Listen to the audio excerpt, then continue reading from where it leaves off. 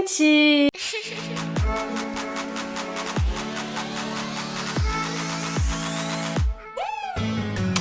J'espère que vous allez bien. Aujourd'hui on se retrouve pour une nouvelle vidéo et on se retrouve pour un concept de vidéo que j'ai déjà fait sur ma chaîne. Je vous refais donc la partie 2 sur vos préjugés sur moi. Faut savoir que je l'avais fait il y a 2 ans de ça. Je pense que j'avais à peine 5000 abonnés sur YouTube. Donc vraiment les préjugés que j'avais c'était surtout de mes proches, mon entourage et le peu de personnes qui me suivaient. Et aujourd'hui avec une communauté beaucoup plus grande, que ce soit sur Insta ou sur YouTube, je me suis dit je vais me lancer malgré le fait que je sais qu'il y a beaucoup de gens qui me suivent sur Insta et qui me détestent. Je ne comprends pas le concept, c'est des gens qui te suivent mais qui sont là tous les jours pour te tailler. Donc on va direct attaquer avant que la vidéo commence. Vous le savez déjà, n'oubliez pas de liker, de vous abonner, vous connaissez tout le blablabla et c'est parti. Est-ce que vous êtes prêts? Parce qu'on commence avec du lourd et c'est pas du second degré. Au premier coup d'œil, tu as l'air d'une pute. On met dans l'ambiance, on commence bien. Ne pas être susceptible. Je fais des vidéos sur YouTube, donc je ne suis pas une PUTE, navré. Fadi, N-A-N-I. Tu travailles beaucoup pour tes vidéos, beaucoup plus que les autres influenceurs. Alors je vais pas dire vrai parce que je suis pas là pour dire que je travaille plus que les autres, mais c'est vrai que je prends YouTube très à cœur. Je connais des youtubeurs qui voient YouTube comme un passe-temps. Moi je vois ça vraiment comme un travail, c'est-à-dire que je me fixe des horaires, des jours, donc je juge que je travaille énormément, mais pas plus que les autres. Inaccessible car tu as de la notoriété. Alors là je suis pas d'accord, c'est vrai que je suis le genre de personne qui discute beaucoup avec tout le monde. J'aime beaucoup parler avec les gens, que ce soit des gens qui me reconnaissent de YouTube ou pas. Je trouve que je suis une personne très extravertie. Quand je vais dans un endroit et qu'il y a un groupe de potes un peu mélangé et qu'il y a des gens que je connais pas, mais j'ai envie de les connaître, j'ai envie de discuter, j'aime trop ça. Je ne fais pas trop attention à la planète, consommation de fast fashion, etc. C'est vrai que moi par exemple, si j'ai envie d'acheter des vêtements, je peux aller faire une commande sur Shein, mais je suis pas le genre de personne qui va acheter excessivement non-stop. Après oui, il y a les collaborations qui jouent, quand j'ai des propositions, j'accepte, mais je vais toujours prendre des choses dont j'ai besoin. C'est vrai, en côté oui, je consomme de la fast fashion et je sais que ça c'est vachement tabou, mais je vais pas dire que non, puisque c'est le cas, mais je vais pas acheter des choses dont je suis pas dans le besoin. Tu t'es lancé sur YouTube juste pour l'argent et non le partage avec une communauté. Alors c'est totalement faux. Je me suis lancée sur YouTube de base, comme je le dis à chaque fois, parce que j'habitais à Londres et que j'avais beaucoup de questions sur Insta. Comment t'as fait pour trouver un appart à Londres? Comment t'as trouvé du travail à Londres? Est-ce que t'as des astuces au niveau du bus, des transports? Et vu que j'avais déjà une envie de me lancer sur YouTube, mais j'appréhendais par rapport à la petite ville où j'habite et le regard des gens, tout ça, je me suis dit autant le faire quand j'étais à Londres. Mais je pensais pas du tout qu'on pouvait gagner de l'argent et je comptais pas du tout avoir une communauté, puisque pour moi, personne n'allait vouloir me suivre vu que j'avais pas beaucoup d'abonnés. C'était vraiment pour les gens qui me suivaient d'Insta. Rancunière peut-être, ce n'est pas péjoratif, ne le prends pas mal, je t'adore. Je le prends pas mal, je dirais pas que je suis rancunière. Avant je l'étais, mais maintenant je suis plus dans le truc en mode si quelqu'un m'a beaucoup blessé, je vais le couper de ma vie et je vais plus lui parler. On dirait que du coup je suis une personne rancunière, mais non, je vais pas être là en mode à reprocher la personne 40 000 choses. Non, c'est juste que je le coupe de ma vie, voilà. L'argent a un peu modifié ta façon de consommer, injection high-tech. C'est totalement vrai. C'est vrai qu'avant j'aurais jamais pu me permettre de faire des injections, avant j'aurais jamais pu me permettre rien que de faire une couleur de cheveux. Vous voyez, quand je travaillais au McDo, l'argent je le comptais. Oui, puisque depuis que j'ai YouTube, j'ai un revenu beaucoup plus souple et je peux me faire plaisir, et tout ce qui va être ordinateur, téléphone, ordinateur, ça va être des choses que j'ai besoin pour le travail. Pas toujours, par exemple j'avais pas besoin d'un nouveau ordinateur portable vu que j'avais le fixe, mais j'ai pu me permettre pour mon plaisir et pour mon confort de bosser depuis le lit, de prendre un autre ordi, chose que j'aurais pas pu faire avant. Donc c'est totalement vrai. Tu ne t'assumes pas sans filtre ni maquillage. Ce commentaire il est revenu plusieurs fois. C'est vrai que sur Insta je me sens beaucoup plus à l'aise à utiliser des filtres parce que j'ai les cernes qui sont vachement marquées, j'ai au niveau des yeux les veines bleues qui ressortent beaucoup, je trouve ça moche. Et sans maquillage par contre c'est archi faux, c'est à dire que je ne me maquille jamais. Je peux totalement sortir sans maquillage, j'ai aucun problème avec ça, mais je dirais vrai et faux parce que mine de rien c'est vrai que les filtres c'est devenu un automatisme, mais en ce qui concerne le make-up c'est faux. Au début sur TJVDT je trouvais qu'il n'y avait pas trop de recherches et que tu t'intéressais pas trop, mais au final tu t'investis beaucoup et t'approfondis tes recherches comparé à d'autres youtubeurs, voilà, bisous. Et c'est vrai que quand je regarde mes vidéos au début et quand je regarde maintenant, mes JVDT étaient beaucoup plus vides, c'est-à-dire que je faisais pas autant de recherches que maintenant. Dans le montage j'allais pas mettre autant d'images réelles, mais après c'est pas parce que je m'investissais pas dans mes vidéos, au contraire je me suis toujours donné à 300% pour que tout soit parfait. C'est juste qu'on apprend à améliorer les choses au fil du temps et du coup ça s'est amélioré. Tu as super confiance en toi, c'est faux. Je suis une personne qui n'a pas trop confiance en soi, mais mon père il m'a toujours dit que, alors c'était quoi la citation? situation, que les gens y voient ce que tu dégages. Donc même si tu as peur dans une situation, si tu te sens pas à l'aise, par exemple tu dois traverser le lycée alors qu'il y a plein de gens qui t'ont harcelé, il faut que tu sois là avec le sourire, il faut que tu aies une bonne posture pour dégager de l'assurance, pour dégager quelque chose de positif. Si tu es là tout recroquevillé sur ton téléphone, on va voir que tu as peur. Et c'est quelque chose que je pense j'ai appris à l'époque du lycée et de la fac, vu que ça s'est pas très bien passé. Je fais semblant que j'ai de l'assurance alors que c'est pas le cas. La preuve, c'est ce que ça dégage, donc tant mieux.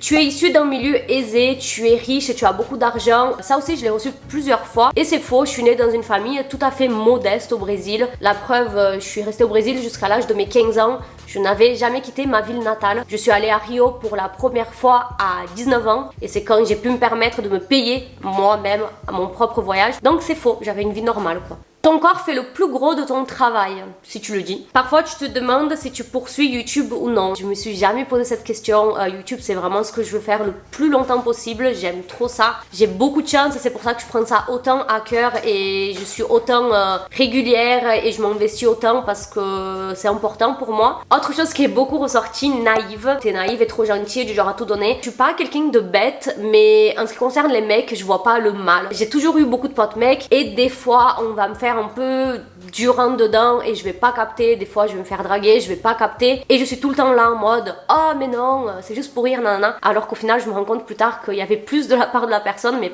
pas de ma part, donc je dirais vrai.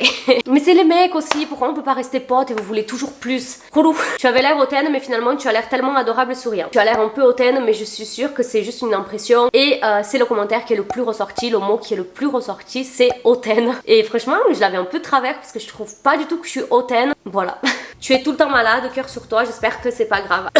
Alors c'est vrai que moi j'ai un système immunitaire très faible. C'est juste chiant dans le sens qu'à chaque fois c'est vraiment des trucs que je vais traîner 2-3 semaines et après ça part du jour au lendemain, donc voilà. Tu perds vite patience, vrai, je déteste expliquer des choses aux gens et le pire c'est quand je dois expliquer quelque chose sur l'ordi à quelqu'un et que je lui montre comment faire et que la personne ne comprend pas, ça m'énerve. Tu as l'air très solitaire, peu sociable, tu restes souvent dans ton coin. Ça dépend dans quel sens. Moi j'aime beaucoup sortir, j'aime beaucoup voir mes potes, je ressens le besoin au moins 2 fois par semaine de faire quelque chose, aller au resto, voir du monde, donc je dirais non. Mais par contre j'ai des phases où je suis très solitaire, c'est-à-dire qu'il y a des choses que j'aime trop faire toute seule, aller faire du shopping toute seule. Je suis pas une personne qui ne peut pas aller au resto toute seule, je pourrais partir en voyage toute seule, j'ai aucun problème avec ça, mais je dirais pas que je suis quelqu'un de solitaire. C'est comme c'est ressorti que j'avais l'air de pas avoir beaucoup d'amis et je pense que c'est quelque chose que je dégage par mes stories, surtout que j'habite à Perpignan longtemps et que je connaissais personne là-bas. Mais c'est vrai que moi j'ai mon petit groupe de potes et ça me va très bien. Je me suis juste dit que jamais tu répondais à mes DM comme les autres youtubeuses et au final on est copines, enfin j'espère. Oui, alors c'est vrai que moi il y a des abonnés comme toi du coup à qui je réponds assez souvent et même des abonnés à force je reconnais leur tête, leur prénom et je vais même répondre avant les autres parce que j'ai réussi à établir une connexion. Enfin c'est des gens avec qui j'aime bien discuter, qui donnent leur avis sur les stories. Il y avait un commentaire là, je sais pas si je l'ai screen, qui disait que je ne répondais jamais aux messages et même que je repostais les stories que des gens qui avaient beaucoup d'abonnés et c'est quelque chose qui est totalement faux. C'est vrai que mes stories quand je les poste, je vais les poster par rapport au fait si c'est joli ou pas. Il y a des gens qui vont mettre une photo en story quand ils regardent mes JVDT où il y a 40 pixels et on voit rien. Je vais pas forcément reposter, je vais réagir, je vais répondre et après tout faut pas oublier que je ne peux pas reposter tout le monde. Quand je sors une JVDT, il y a au moins 300 personnes qui m'identifient.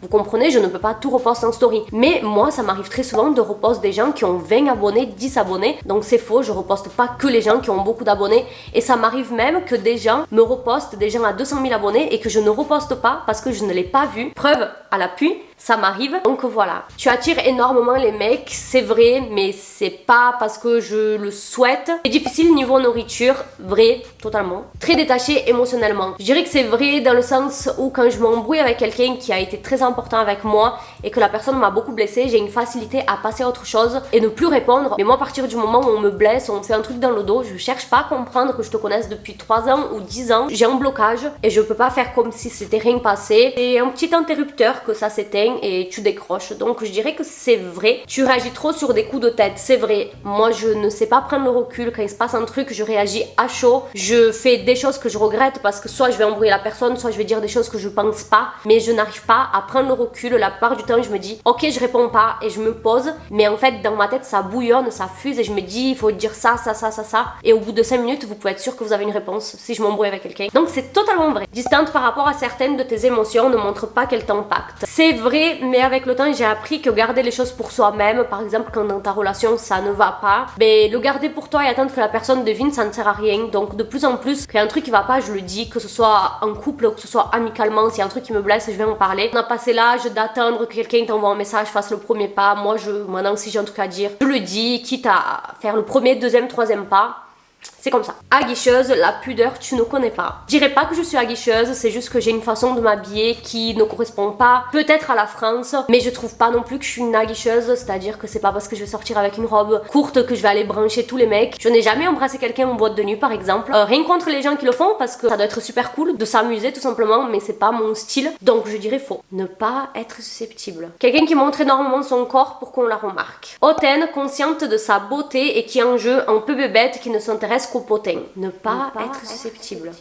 Au début, je pensais que tu faisais semblant de ne pas connaître les mots en français. Ce commentaire m'a fait super rire parce qu'il est ressorti plusieurs fois. Quand je suis lancée dans ma vidéo, je réagis naturellement. Je vais pas rechercher la définition du mot. Donc logiquement, je vais mal dire un mot. Logiquement, je vais dire je sais pas ce que ça veut dire. Je suis pas journaliste, vous voyez. J'ai envie de garder ce naturel. Donc non, il y a bel et bien des mots en français que je connais pas. Mais je vous jure que je révise ma conjugaison et même le vocabulaire français parce que je sais que ça peut être chiant pour les gens qui connaissent pas mon personnage, qui savent pas que je suis née au Brésil. Apparemment, tu t'es fait refaire le nez. Les gars, je me suis pas fait refaire le nez, mais c'est vrai que dans ma story il y a 2 jours, j'ai dit qu'un jour je comptais me refaire le nez. Vous savez, je suis assez ouverte d'esprit sur les chirurgies, les opérations, et beaucoup n'ont pas compris. Mais c'est juste parce que tout bête, j'ai une bosse, donc peut-être que vous la voyez, et c'est quelque chose que je complexe beaucoup. Devant, je compte pas y toucher. C'est pas pour cette année, mais je le ferai un jour. La manière de vie que tu montres sur Insta a l'air totalement fausse, ça se voit. Tout ce que je montre sur Insta est vrai. Peut-être c'est juste que je montre pas quand ça va pas, quoique j'ai déjà mis des stories en train de pleurer parce qu'il y avait des choses qui allaient pas dans ma vie, mais tout ce que je vous montre c'est vrai. J'ai pas trop compris ce commentaire parce que je montre pas tant de choses que ça. Je vais vous montrer quand je fais du montage, je vais vous montrer quand je suis en train de faire mon café, quand je fais des unboxings. Y a rien de faux là-dedans, c'est juste ma réalité. Ce n'est pas un préjugé mais un constat. Tu es hautaine, beaucoup te le disent et a raison. Ils ont raison, faudrait apprendre le français, voilà ce qu'une personne hautaine t'aurait répondu. Mais tu es libre de penser ce que tu veux, je vais pas revenir là-dessus parce que ne pas être susceptible.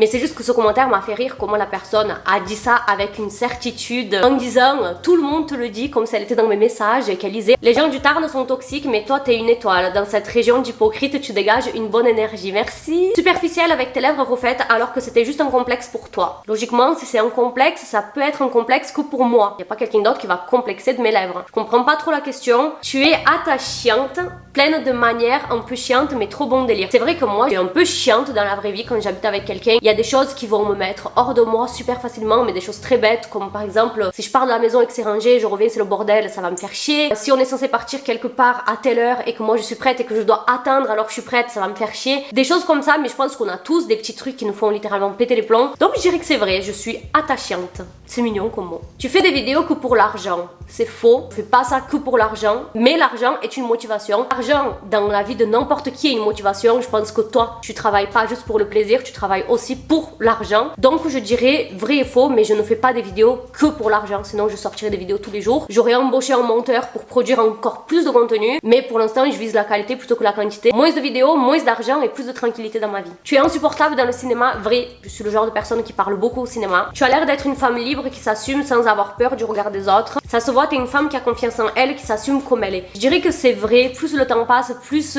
je m'habille de la façon dont je veux, je parle d'argent si j'ai envie de parler alors que c'est tabou. Je vais dire quelque chose alors que tout le monde ne va pas être du même avis. Et surtout au niveau des habits, j'ai toujours été critiquée par ma façon de m'habiller depuis que je me suis lancée sur YouTube. Ça n'a jamais changé parce que je juge que je ne fais rien de mal en mettant de débardeurs ou des crop tops. Je veux dire, on est en 2022, au bout d'un moment, ceux qui sont pas contents, ils ont qu'à partir, hein. C'est très facile de quitter une vidéo YouTube. Donc je dirais que c'est vrai. Je sais pas si c'est vrai, mais quand on regarde tes stories, on dirait que tu es super organisée. C'est hyper cool. C'est totalement vrai, j'invente pas du tout le fait que je suis organisée parce que ça aussi je l'ai lu. Tu fais semblant de faire des to-do list et c'est juste qu'en fait j'ai besoin de faire des to-do list, j'ai besoin de savoir qu'est-ce que je dois faire parce que je suis trop tête à l'air et il faut que je puisse visualiser. J'ai besoin sur un papier de visualiser ce que je dois faire. T'as eu plusieurs copains. Alors moi j'ai eu 2 relations longues, donc Andrea avec qui j'étais avant que je restais 4 ans. Avant lui j'étais restée avec un autre mec pendant 3 ans et là actuellement je suis en couple pour ceux qui savent pas et voilà. Désolée, hein, mais je pensais que tu faisais de l'argent avec ton corps, donc non. Non. Alors on va passer donc sur YouTube parce qu'il y avait quelques petits commentaires qui étaient un peu plus longs. Je voudrais bien savoir si tu te montres sur tes vidéos au naturel comme dans la vraie vie ou si tu sens que tu as adapté ta personnalité pour faire plaisir à ta communauté. Ça c'est une question qui est revenue. Est-ce que je me suis créé un personnage sur YouTube comme beaucoup de gens le font? Et non, je suis totalement pareil. Je suis comme sur YouTube dans la vraie vie, assez tête à l'air, assez parle sans réfléchir, donne son avis alors qu'on lui a rien demandé. Je suis une personne très organisée qui ne procrastine jamais. Alors je procrastine des fois, mais je me permets de le faire que quand j'ai assez d'avance pour le faire. C'est-à-dire que je vais jamais me mettre dans la merde au niveau de mon taf parce que j'ai la flemme. Les seules fois où je procrastine, c'est parce que j'ai assez d'avance et je peux me le permettre. Un peu comme un jour de repos quoi, parce qu'en soi j'ai pas de jour de repos, je travaille tous les jours. Je pense que tu n'es pas ce genre de fille à te laisser te faire draguer. Je pense que tu fais le premier pas et que tu as beaucoup d'assurance avec les hommes. Alors c'est faux. C'est-à-dire que moi quand je me fais draguer, généralement j'essaye de détourner ça en ton d'humour. Je suis pas le genre de personne qui va dire arrête de me parler, je suis en couple. Je vais être là en mode voilà, je suis accompagnée. Toujours avec de l'humour. Parce qu'en fait pour moi si tu mets un refoule à quelqu'un, tu passes pour la meuf qui se la pète. Je préfère couper court gentiment que mettre un stop à quelqu'un. Je sais pas être méchante avec les gens. Mais voilà un peu en ce qui concerne vos préjugés sur moi. Il y a des choses qui m'ont un peu choquée dans le sens hautaine, aguicheuse et surtout qui m'ont blessée. Beaucoup c'était des préjugés, donc les gens ils ont pensé ça, après ils ont changé d'avis. Je voulais juste revenir sur quelque chose. Les gens, genre faites gaffe, votre façon de s'exprimer sur les réseaux. Il y a une différence entre la franchise et l'irrespect. Je pense que dans la vraie vie, personne irait voir quelqu'un et lui dirait toi t'es une toi tu couches avec tous les mecs, alors que la personne n'a rien demandé. Ok, je demandais vos préjugés, mais il y a quand même des façons de faire. Mais bon, mine de rien, il y a quand même plus de positifs que de négatifs. Il y a beaucoup de choses qui sont ressorties qui me font énormément plaisir. Que les gens reconnaissent que je travaille beaucoup, que je m'implique beaucoup, que j'ai l'air gentille, drôle, tout ça, parce que c'est quelque chose que de base je trouve pas que je suis drôle. J'espère que ça vous aura plu. N'hésitez pas d'aller me suivre sur mon Instagram pour suivre mon quotidien qui a l'air faux. Bon, j'arrête. La meuf qui dit qu'elle est pas susceptible, mais qui est susceptible. Voilà, n'oubliez pas de liker la vidéo, de vous abonner. Je fais plein de bisous. Bisous, ciao.